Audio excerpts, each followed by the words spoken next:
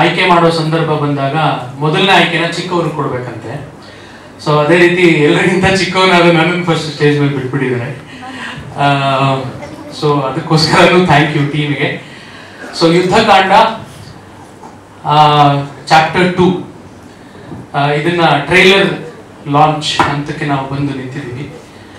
ಇದರ trailer launch ಮಾಡೋಕ್ಕೆ ನಮ್ಮೆಲ್ಲರ ಅಚ್ಚುಮೆಚ್ಚಿನ Shri crazy star Ravichandran sir ಬಂದಿದ್ದೀವಿ. Heart warming thanks to you sir and welcome. 1989 Yuddhakanda ಬಂದಾಗ ನಾನು ಇನ್ನೂ ಹುಟ್ಟೇ ಇರಲಿಲ್ಲ. So I am nowhere in front of you, but very much thanks for coming in. So Yuddhakanda chapter 2 ಈ ಪಯಣ ಏನಿತ್ತು ಅತ್ಯಂತ ರೋಚಕವಾದಂತಹ ಪಯಣ. ಯಾಕಂದ್ರೆ ಎಲ್ಲೋ ಮೂಲೆಯಲ್ಲಿ ಒಂದು ಪೀಸ್ ಆಫ್ ಪೇಪರ್ ಪೆನ್ ಹಿಡ್ಕೊಂಡು ನಾವೇನೋ ಬರೆದಿರ್ತೀವಿ, ಅದು ಪೂರ್ತಿ ಪ್ರೋಸೆಸ್ ಆಗಿ ನಮ್ಮ ಎದುರುಗಡೆನೆ ಇಷ್ಟು ದೊಡ್ಡದಾಗಿ ನಿಲ್ಲುವಂತಹ ಒಂದು ಪ್ರಕ್ರಿಯೆ ಇದೆಯಲ್ಲ, ಅದು ರೋಮಾಂಚನಕಾರಿ ಪ್ರಕ್ರಿಯೆ. ಎಲ್ಲೋ ಒಂದಿನ ಮೂಲೆಯಲ್ಲಿ ಕೂತು ಬರೆದಿದ್ದು ಇವತ್ತು ಇಷ್ಟು ದೊಡ್ಡ ಪ್ರಾಡಕ್ಟ್ ಆಗಿ ನಮ್ಮ ಮುಂದೆ ನಿಲ್ಲೋದು. ಅದಕ್ಕೆ ಪ್ರಮುಖವಾದಂತಹ ಕಾರಣ ಅಜಯ್ ರಾವ್ ಪ್ರೊಡಕ್ಷನ್ಸ್, ಕೃಷ್ಣ ಅಜಯ್ ರಾವ್ ಅವರು. ಸೊ ನನಗೊಬ್ರು ಅತ್ಯದ್ಭುತವಾದಂತಹ ಹೀರೋ ಸಿಗ್ತಾರೆ ಅಂತ ಹೋಗಿದ್ದೆ, ಬಟ್ ಹೀರೋ ಜೊತೆ ಪ್ರೊಡ್ಯೂಸರು ಸಿಕ್ಬಿಟ್ರು. That was my luck on that day. ನನ್ನ ಕತೆ ಹೇಳಿದಾಗ ಅದನ್ನ ಅರ್ಥ ಮಾಡ್ಕೊಳ್ಳೋ ಅಂತ ಸೆನ್ಸಿಬಿಲಿಟಿ ಅವರಲ್ಲಿದ್ದು ಅದನ್ನ ಅವ್ರು ಒಪ್ಕೊಂಡಿದ್ದು ನನ್ನ ಭಾಗ್ಯ ಅಂತ ಹೇಳ್ಬೇಕು. ಯಾಕಂದ್ರೆ ಅವ್ರಿಗಿಂತ ಮುಂಚೆ ಯಾರೋ ಒಬ್ರಿಗೋ ಒಂದೇ ಒಂದು ಪ್ರೊಡ್ಯೂಸರ್ ನಾನು ಕತೆ ಹೇಳಿದ್ದೆ. ಅವ್ರು ಹೇಳಿದ್ರು, ಏನ್ ಸರ್ ಬರೀ ಕತೆನೇ ಇದೆಯಲ್ಲ ಅಂತ. ಅಂದ್ರೆ ಬೇರೆ ಏನೂ ಇಲ್ಲ. ಹೌದು ಸರ್ ಕತೆನೇ ಇದೆ, ಅದೇ ಅಲ್ವಾ ಸಿನಿಮಾ. ಸೊ ಅದಾಗಿ ನಾನು ಕತೆ ಹೇಳೋದು ನಿಲ್ಸಿದ್ದೆ. ಯಾಕಂದ್ರೆ ಎಲ್ಲಾ ಪಾತ್ರಗಳು ಸುಮಾರು 30% 30 to 35 ಅಲ್ವಾ ಸರ್, ಅಷ್ಟು % ಸಿನಿಮಾದಲ್ಲಿ ಅಜಯ್ ಸರ್ ಇಲ್ಲ. ಸೊ ಈ ತರ ಸ್ಕ್ರಿಪ್ಟ್ ನ ಯಾರು ಹೋಗ್ತಾರೆ? I was very confused. ನಾನು ಕತೆ ಹೇಳ್ತಿರ್ಲಿಲ್ಲ. ಬಟ್ ಆಮೇಲೆ ಅಜಯ್ ಸರ್, ಪರಮೇಶ್ ಸರ್ ಮೂಲಕ ನಾನು ಅಜಯ್ ಸರ್ನ ಮೀಟ್ ಆಗಿ ಕತೆ ಹೇಳಿ ಅಲ್ಲಿಂದ ನಮ್ಮ ಜರ್ನಿ ಸ್ಟಾರ್ಟ್ ಆಗಿತ್ತು. ಸೊ ಟೈಟಲ್ ಟೀಸರ್ ಅಂತ ಒಂದು ಬಿಟ್ಟಿದ್ವಿ. ಅಲ್ಲಿಂದ ಇವತ್ತಿನವರೆಗೂ ವಂಡರ್ಫುಲ್ ಟೀಮ್ ವರ್ಕ್. ನಾನು ಇವತ್ತು ಕೇವಲ ಒಬ್ಬ ನಿರ್ದೇಶಕನಾಗಿ ಇಲ್ಲಿ ನಿಂತಿಲ್ಲ, ನನ್ನ ಇಡೀ ಟೆಕ್ನಿಕಲ್ ತಂಡದ ಪ್ರತಿನಿಧಿಯಾಗಿ, ರೆಪ್ರೆಸೆಂಟೇಟಿವ್ ಆಗಿ ನಾನು ಇಲ್ಲಿ ತುಂಬಾ ಹಂಬಲ್ ಆಗಿ ನಿಂತ್ಕೊಂಡು ಮಾತಾಡಕ್ಕೆ ಟ್ರೈ ಮಾಡ್ತಿದ್ದೀನಿ. ಎಲ್ಲರೂ ನೋಡಿದೀರಾ ಮನೋಜನ್ನ. ಸೊ ಅವನೊಂದು ಒಳ್ಳೆ ಕ್ಯಾರೆಕ್ಟರ್ ಮಾಡಿದ್ದಾನೆ, which is touching and appealing to the audience. Sujith ಇದ್ದಾರೆ, ಸುಜಿತ್ ಸುಪ್ರಭಾ. ಅವ್ರ ವಾಯ್ಸ್ ಇಂದಾನೆ ಸೆಟ್ಟಲ್ಲಿ ಸ್ವಲ್ಪ ಸೌಂಡ್ ಮಾಡ್ತಿದ್ರು ಅವರು. Thank you. And Satvik Krishnan, you have played a very good role. Thank you. ಅದಾಗಿ ಕೊನೆಯದಾಗಿ ನನ್ನ direction team. Without the support of direction team a director cannot work. ನನ್ನ ಕೋ ಡೈರೆಕ್ಟರ್ಸ್ ಆದಂತಹ ಜಗದೀಶ್ ದೊಡ್ಡೇರಿ ಮತ್ತು Madhu Srikar, thank you so much. And direction team Ramesh, Vinod, Nachiket, Nandish, ನೀವೆಲ್ಲರೂ ಬಂದಿದ್ದೀರಿ. We are a team. Thank you so much. Ravi ಬಂದಿರೋದು ಅದಕ್ಕೆ, ಅದೇ ಸಾಕ್ಷಿ. ಆ ಹಳೆ ಬೇರಿನ ಎಲ್ಲ ಸತ್ವವನ್ನು ತಗೊಂಡು ಹೊಸ ಬೇರು, ಹೊಸ ಚಿಗುರೊಂದು ತನ್ನನ್ನು ತಾನು ಮೂಡಿಸ್ತಾ ಇದೆ. ಚಾಪ್ಟರ್ 2 ಯುದ್ಧಕಾಂಡ. ನನಗೆ ನೀವು ಆಗಲೇ ಹೇಳಿಬಿಟ್ಟಿದ್ದಾನೆ ಯಾವ ರೋಲು ಅಂತ. ಸೊ ರೋಲಿನ ವಿಶೇಷತೆಗಳನ್ನು ಹೇಳಕ್ಕೆ ಬರಲ್ಲ. ಆದರೆ ಇಡೀ ಸೆಟ್ನಲ್ಲಿ ಆದಂತಹ ಒಂದು ಎನರ್ಜೈಸ್ಡ್ ಮೂಮೆಂಟ್ಗಳಿತ್ತಲ್ಲ, ಒಬ್ಬರನ್ನೊಬ್ಬರು ಹೇಗೆ ಕೊಟ್ಟು ತಗೊಳ್ಳುವಂತಹ ಒಂದು ಕ್ರಿಯೆ ಇತ್ತಲ್ಲ, ಅದನ್ನು ಬಹಳ ಚೆನ್ನಾಗಿ ಅನುಭವಿಸಿದ್ದೇವೆ. ಅದು ಯಾವುದೇ ಸಣ್ಣ ಪಾತ್ರ ಆಗಿರಲಿ ದೊಡ್ಡದಾಗಿರಲಿ, ಒಬ್ಬ ಪೊಲೀಸ್ ನಿಂತಿದ್ದರೂ ಕೂಡ ಅವನು ಅದರಲ್ಲಿ ಕೇವಲ ಪಾತ್ರವಾಗಿರಲಿಲ್ಲ, ಅದರಲ್ಲಿ ಜೀವಂತವಾಗಿ ಜೀವಂತವಾಗಿದ್ದ ಅನ್ನೋದು. ಇದು ನನಗೆ ನಾನು ಅಲ್ಲಿ ನಟಿಸಿದ ಅಷ್ಟೂ ದಿನಗಳಲ್ಲಿ ಕಂಡುಬಂದಂತಹ ನಿರಂತರವಾದಂತಹ ಒಂದು ಚೈತನ್ಯ. ಇವತ್ತು ಕನ್ನಡ ಚಿತ್ರರಂಗಕ್ಕೆ ಆ ರೀತಿಯ ಒಂದು ನಿರಂತರ ಚೈತನ್ಯ ಬೇಕಾಗಿದೆ. ಕಾರಣ ಯಾಕೆಂದರೆ ಯಾರ ತಪ್ಪನ್ನು ಯಾರು ಹೀಗೆ ಅಂತ ಹೇಳೋಕ್ಕಾಗಲ್ಲ. ಒಟ್ಟಾರೆಯಾಗಿ ಇಡೀ ಉದ್ಯಮ ತನ್ನನ್ನು ತಾನು ಪ್ರತಿಷ್ಠಾಪಿಸಿಕೊಳ್ಳಬೇಕಾದ್ರೆ ಹೇಗೆ ಒಂದು ಸಿನಿಮಾವನ್ನು ಕೇವಲ ಒಬ್ಬ ವ್ಯಕ್ತಿ ಮಾಡೋಕ್ಕೆ ಸಾಧ್ಯ ಇಲ್ವೋ, ಹಾಗೆ ಎಲ್ಲರೂ ಒಂದು ಸಂಘಟಿತರಾಗಿ ಮಾಡಬೇಕಾಗಿರೋ ಕೆಲಸವಾದ್ದರಿಂದ ಆ ಕೆಲಸವನ್ನು ಕೂಡ ಇಡೀ ಇಂಡಸ್ಟ್ರಿಯ ಉದ್ಯಮವನ್ನು ಎತ್ಕೊಳ್ಬೇಕಾದ್ರೆ ಸಾಂಘಿಕವಾಗಿಯೇ ಕೆಲಸ ಮಾಡಬೇಕಾಗಿದೆ. ಒಬ್ಬೊಬ್ಬರೇ ಕೆಲಸ ಮಾಡೋಕ್ಕಾಗಲ್ಲ. ಒಂದು ಸಿನಿಮಾ ಹಿಟ್ ಆಯಿತು ಒಂದು ಕೂಡಲೇ ಅದೋ ಹಿಟ್ ಆಗೋಯ್ತು ಇಡೀ ಕನ್ನಡ ಸಿನಿಮಾ ಹಿಟ್ ಆಗುವಂತಹ ಒಂದು ಸಾಂದರ್ಭಿಕ ಸೂಚನೆಗಳನ್ನು ನಾವು ತಗೋಬೇಕಾಗಿದೆ. ಅಂತಹದಲ್ಲಿ ಮೊದಲ ಹೆಜ್ಜೆಗಳನ್ನು ಇಡಲಿ ಇದು ಅಂತ ಆಶಿಸ್ತಾ ಇದೆ. ಕಾರಣ ಯಾಕೆ ಅಂದರೆ ಅಗೇನ್ ಅನ್ವರ್ಥನಾಮ ಸಿನಿಮಾದ ಯುದ್ಧ ಕಾಂಡ ಪ್ರಾರಂಭವಾಗಲಿ, ಶುಭವಾಗಿ. ವಾರ ಪ್ರೆಸ್ ಮೀಟ್ ಅಲ್ಲಿ ಸಾಕಷ್ಟು ಮಾತಾಡಿದ್ದೀವಿ. ಹಾಗೆ ಪವನ್ ಅವರು ಒಂದು ಬ್ರೀಫ್ ಇಂಟ್ರೊಡಕ್ಷನ್ ಕೊಟ್ಟಿದ್ದಾರೆ. ನಾನು ಆಕ್ಚುಲಿ ತುಂಬಾ ಮನಸ್ಸಿಂದ ನಿಮ್ಗೆಲ್ಲರಿಗೂ ಥ್ಯಾಂಕ್ ಯು ಹೇಳಕ್ ಇಷ್ಟಪಡ್ತೀನಿ. ಯಾಕೆಂದ್ರೆ ಕಳೆದ ಒಂದು ವಾರ ಎಸ್ಪೆಷಲಿ ಪ್ರೆಸ್ ಮೀಟ್ ಆದ ನಂತರ ಸುಮಾರು ಕಡೆ ಬೆಂಗಳೂರಲ್ಲೇ ಟ್ರಾವೆಲ್ ಮಾಡಿದೆ, ಹಾಗೆ ಹಾಸನದ ಕಡೆ ಹೋಗಿದೆ. ಸುಮಾರು ಜನದ ಬಾಯಲ್ಲಿ ಆಲ್ರೆಡಿ ಯುದ್ಧಕಾಂಡ ಸಿನಿಮಾ ಬಗ್ಗೆ ನಿಜವಾಗ್ಲೂ ಅಂದ್ರೆ they are talking about the film. So ನಂಗೆ ಆಗ ಖುಷಿ ಆಯಿತು. ಯಾಕಂದರೆ ಒಂದು ಸಿನಿಮಾ ಅಂತಂದಾಗ ಆರ್ಟಿಸ್ಟ್ಗಳಾಗಿ ಅಥವಾ ಟೆಕ್ನಿಷಿಯನ್ಸ್ ಆಗಲಿ ನಮಗೆ ಇಟ್ ಇಸ್ ಒಂದು ಪ್ಯಾಷನ್, ಕೆಲಸ ಮಾಡಬೇಕು ಅನ್ನೋದು, ಜೊತೆನಲ್ಲಿ ಅದೊಂದು ಪ್ರೊಫೆಷನ್ ಆಗುತ್ತೆ, ಕಾಸು ಕೊಡುತ್ತೆ. ಹಾಗಾಗಿ we have our own reasons. But ಅದೇ ಆಡಿಯನ್ಸ್ ಅಂತ ಅಂದಾಗ ಅವರಿಗೆ ಸಿನಿಮಾ ನೋಡೋದು it is a choice for them. ಅವ್ರು ಎವ್ರಿ ವೀಕ್ ಇಷ್ಟೊಂದು ಸಿನಿಮಾಗಳು ಬರ್ತಿರುವಾಗ ಯಾವ ಸಿನಿಮಾ ನೋಡಬೇಕು ಬಿಡಬೇಕು ಅನ್ನೋದು it is a choice for them. But at least ಆ ಚಾಯ್ಸ್ ಲಿಸ್ಟಲ್ಲಿ ನಾವು ಫಸ್ಟ್ ಪ್ರಚಾರ ಆಗಿ ಅವ್ರ ಕಣ್ಮುಂದೆ ಕಾಣಿಸ್ಕೊಳ್ಳೋದು ನಮ್ಮ ಫಸ್ಟ್ ಮೇನ್ ಏಮ್ ಆಗಿರುತ್ತೆ. ಸೊ ಆ ನಿಟ್ಟಿನಲ್ಲಿ ನಿಮ್ಮೆಲ್ಲರ ಬೆಂಬಲ ತುಂಬ ಚೆನ್ನಾಗಿದೆ. ಹಾಗಾಗಿ ಥ್ಯಾಂಕ್ ಯು.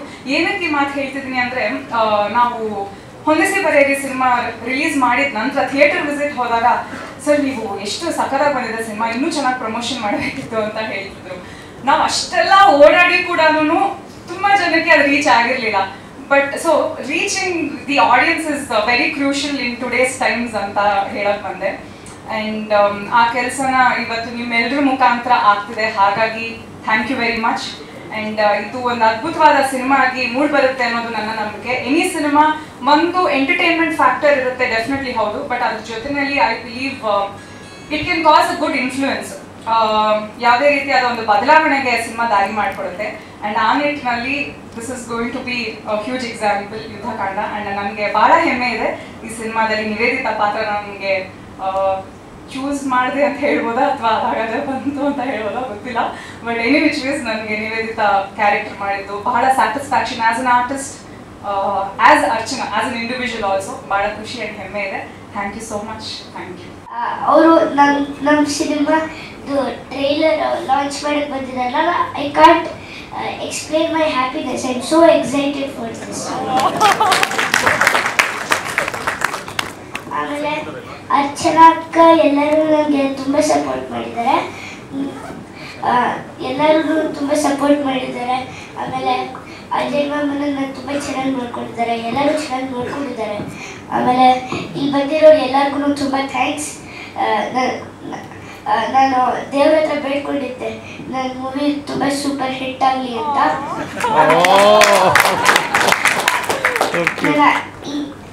ಇದೇ ಥರ ನಾನು ಎಷ್ಟೋ ಮೂವಿಯಲ್ಲಿ ಆ್ಯಕ್ಟ್ ಮಾಡೋ ಥರ ನನ್ನ ಬ್ಲೆಸ್ ಮಾಡಿ.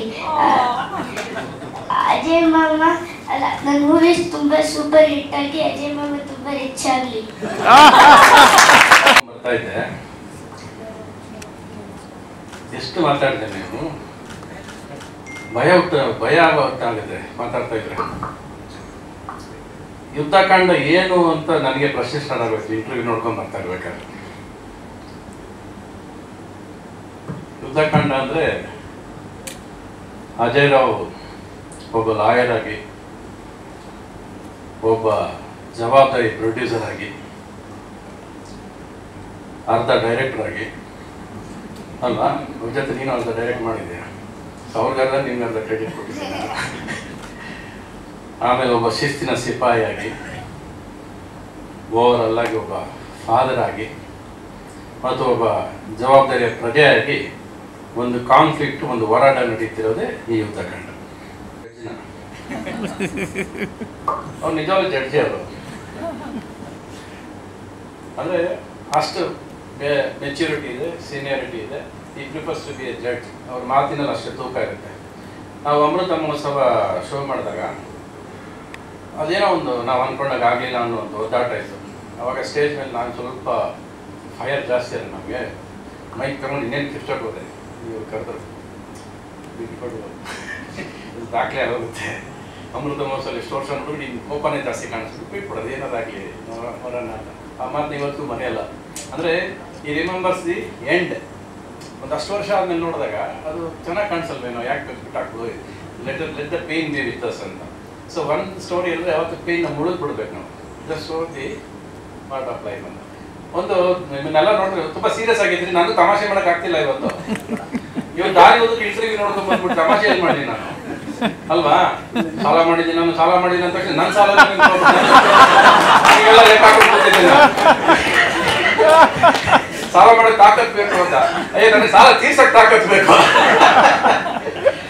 ಇಷ್ಟೊಂದು ಸೀರಿಯಸ್ ಆಗಿ ಒಂದು ಸಿನಿಮಾ ಮಾಡ್ಬೇಕಾ? ಇಷ್ಟೊಂದು ಬೇಕಾದ್ರೂ ಪ್ರತಿ ದಿವಸ ನಾವು ಸಿನಿಮಾ ಮಾಡ್ತಾನೆ ಇದೀವಿ, ಸಾಲದಲ್ಲೇ ಬದುಕಿದೀವಿ, ಸಾಲದಲ್ಲೇ ಹೋರಾಡ್ತಿದ್ದೀವಿ. ಬಟ್ ಇವ್ನು ಯಾಕೆ ಬೇಕು? ಇಷ್ಟೊಂದು ಯಾಕೆ ಬೇಕು?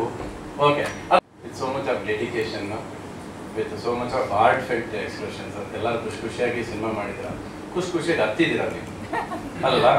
ಒಳಗೊಂದು ಖುಷಿ ಇದೆಯಲ್ಲ, ನಾವು ಏನೇ ನಟನೆ ಮಾಡಿದ್ರು ಕೂಡ ಒಳಗೊಂದು ಮನಸ್ಸು ತೃಪ್ತಿ ಅಂತ ಇರುತ್ತಲ್ಲ, ಅದು ನಗ್ತಾ ಇರುತ್ತೆ ಒಳಗೆ. ನಮ್ಗೆ ಖುಷಿ, ನಾನು ಚೆನ್ನಾಗಿ ಮಾಡೋದೇನೋ ಆ ನಗು ನನಗೆ ನಿಮ್ಮಲ್ಲಿ ಕಾಣಿಸ್ತಾ ಇದೆ, ತೃಪ್ತಿ ಕಾಣಿಸ್ತಾ ಇದೆ, ಇವನ್ ಮನಸ್ಸಲ್ಲಿ ತೃಪ್ತಿ ಕಾಣಿಸ್ತಾ ಇದೆ, ಮತ್ತೆ ಮಾತುಗಳಲ್ಲಿ ಕಾನ್ಫಿಡೆನ್ಸ್ ಕಾಣಿಸ್ತಾ ಇದೆ, ಗೆಲ್ತಿ ನಾನು ಇದು ಕಾಣಿಸ್ತಾ ಇದೆ. ಇದಕ್ಕೆ ನಾವೇನು ಮಾಡ್ಬೋದು? What is the contribution? ನಾವೇನು ಕಾಂಟ್ರಿಬ್ಯೂಷನ್ ಕೊಡ್ಬೋದು ಅನ್ನೋದು ಒಂದು ಪ್ರಶ್ನೆ. ಅಂದ್ರೆ ಇವ್ರು ಹೇಳಿದ್ರು ಏನೋ ಪ್ರತಿಯೊಬ್ಬರ ವ್ಯಕ್ತಿನೂ ಸಿನಿಮಾ ಜವಾಬ್ದಾರಿ ಇದ್ರೆ ನೋಡಲೇಬೇಕು. ಇದು ಅವ್ರು ಹೇಳಿದ್ರು. ನಾನು ಇಲ್ಲೇ ಒಂದು 5 ಟಿಕೆಟ್ ಗೋಲ್ಡ್ ಕ್ಲಾಸ್ ತಗೊಂಡ್ಬಿಡ್ತೀನಿ.